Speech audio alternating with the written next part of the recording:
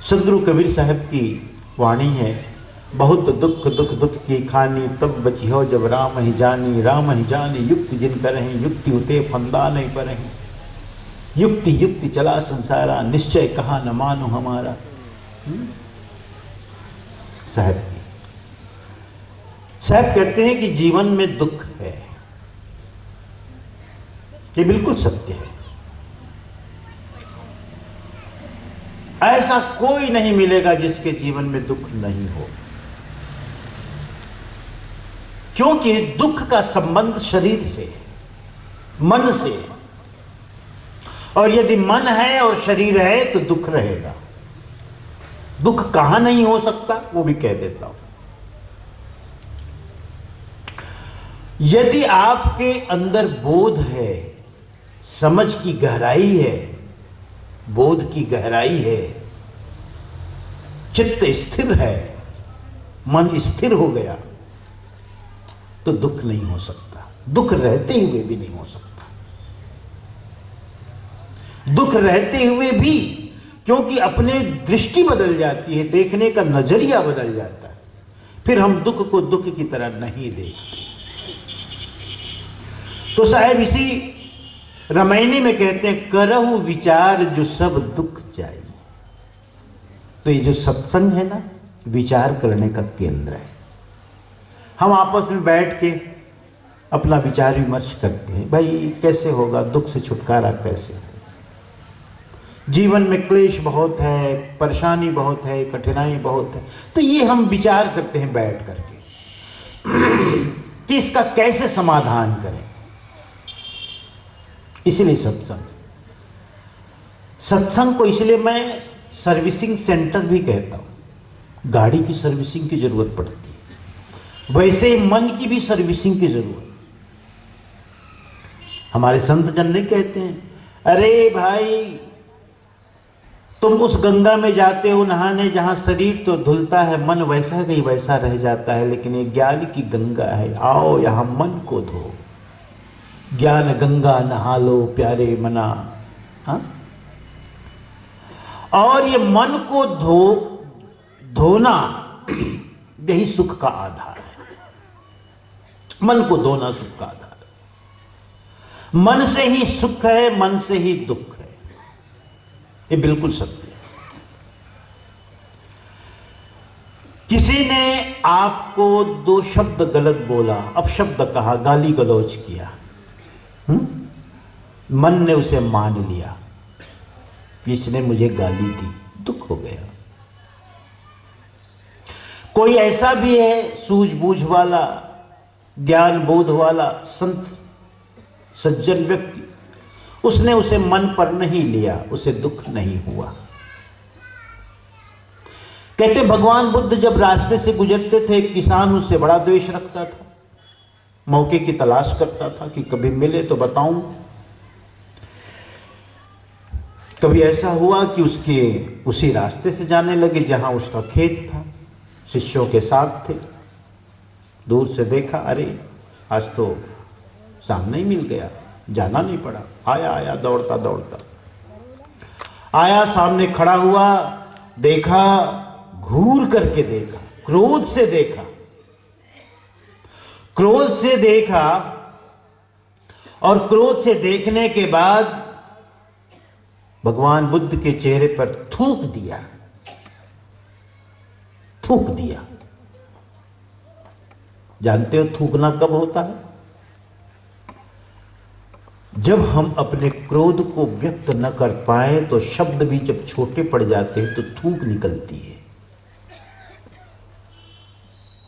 ऐसा लगता है कि मैं जो इसे कहना चाहता हूं वो कम है, कह ना पाऊं।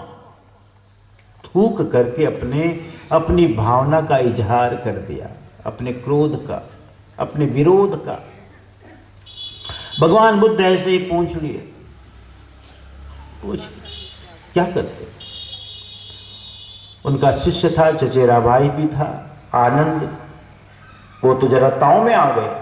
उसने कहा, भगवान बस तुम रोको मत, तो इसे बता दूं मैं। कहने दो, कुछ कहने आया है। जो कह न सका इसलिए थूक दिया। कभी आप जानते हो, आप भी अनुभव किए हो, जब भावों को शब्दों में नहीं कह पाते हो तो रो देते हो, है ना। आंसू दिल की भाषा है। जब हम अपनी भावना को व्यक्त नहीं कर पाते हैं तो वह भावना आंसू बनकर ढलने लगते हैं। तो आंसू भी हमारी भावना को व्यक्त करते हैं, जैसे थूकना क्रोध को व्यक्त करता है ना। उसी प्रकार रोना हमारे प्रेम को व्यक्त करता है। भगवान बुद्ध थोड़ी देर तक खड़े रहे, फिर वो वहां से चला गया। आनंद ने कहा, आप मना करते हो बार बार, मैं उसे बता देता, आप पर उसने थूका। नहीं नहीं, भगवान ने कहा नहीं, जानते हो उसने मेरे मुख पर थूका, इस थूकने से पहले बेचारा कितना दुखी हुआ होगा, पीड़ित हुआ होगा, जला होगा क्रोध से। ये बात सच भी है, तुम अनुभव करो अपने जीवन में। किसी के लिए आपके मन में विरोध हो, क्रोध हो, उस व्यक्ति को पता चले या न चले, लेकिन उससे पहले आप जलते हो, आप पीड़ित होते हो, आप दुखी होते हो। आपको तो लगता है मैंने उसे गाली दे करके अपना गुस्सा ठंडा कर लिया, लेकिन गाली देने से पूर्व कितनी बार आपने जला होगा, कितनी बार दहा होगा, सोचा होगा, उससे ज्यादा आप पीड़ित हुए। फिर भगवान ने कहा, देखो आनंद, तुम्हें याद है पिछली बार एक और व्यक्ति मिला था, उसने हमारे पास बहुत सारे फल लाए, मिठाई लाई, हम सब ने मना कर दिया ना, मना कर दिया कि नहीं नहीं, हम यात्रा में हैं, हम इसे रख नहीं सकते, ले नहीं जा सकते। तो जब जिसे हमने मना कर दिया, स्वीकार नहीं किया, वो कहां होगा? उसी के पास होगा, उसी के पास होगा। लौटा दिया उसे हमने, स्वीकार नहीं किया, उसी के पास। ऐसे ही उसने आकर के हम पर क्रोध किया, थूक दिया, लेकिन हमने उसे स्वीकार नहीं किया। स्वीकार तब होता जब हम बदले में कुछ करते, बदले में हम कुछ करते तो स्वीकार होता, लेकिन हमने कुछ किया नहीं, इसका मतलब है हमने उसे अस्वीकार किया, लौटा दिया। जो लौटा दिया तो उसी के पास होगा ना, उसी के पास। ये है मन, है मन ही है उसे द्विगुणित करता है, त्रिगुणित करता है। मन कहता है तुम ऐसा, तुम इस गांव के बड़े सरपंच, तुम गांव के बड़े नामी गिरामी व्यक्ति, तुम गांव के मालगुजार गौटिया, और तुम्हें किसी ने ऐसा कहा। ये मन का ही संशय है, मन का भ्रम। न मान है, न अपमान है, न सुख है, न दुख है, न हानि है, न लाभ है। हानि किस बात की हानि भाई? क्या लेकर के आए? जो लेकर के आए वो अगर जाता है तो हानि है। हम सब इस जगत में आते हैं तो कुछ भी लेकर नहीं जाते।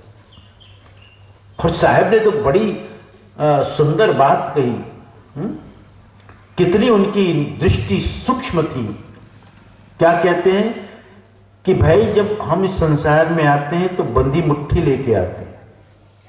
कभी कभी हमारे अंदर उत्सुकता होती, भैया क्यों है मुट्ठी बंदी तुम्हारी, क्या है, देखे जरा, खोलो देखें। जब खोलते हैं कुछ भी नहीं, और आया है अभी जन्म लिया है, नया नया है, कुछ लेके आया नहीं, कुछ लेके नहीं आया, मुट्ठी बंदी है, यहां सब कुछ कमाया। और जब जाते समय हम अपनी हथेली को या किसी की भी हथेली को देखते, बंदी नहीं होती मुट्ठी, हथेली मुट्ठी नहीं बंदी होती, खुली होती है सब कमाने के बाद। ये जीवन की कुछ ऐसी सच्चाइयां हैं जिससे बहुत संवेदना के साथ, सेंसिटिविटी के साथ, हृदय के साथ हृदय पूर्वक समझने की, अनुभव करने की आवश्यकता है। यह कुछ ऐसे तथ्य हैं जो हमें मार्गदर्शित करते हैं, प्रेरित करते हैं अच्छे कार्य के लिए। प्यारे हंसजनों, तो मन से ही दुख है, मन से ही सुख है।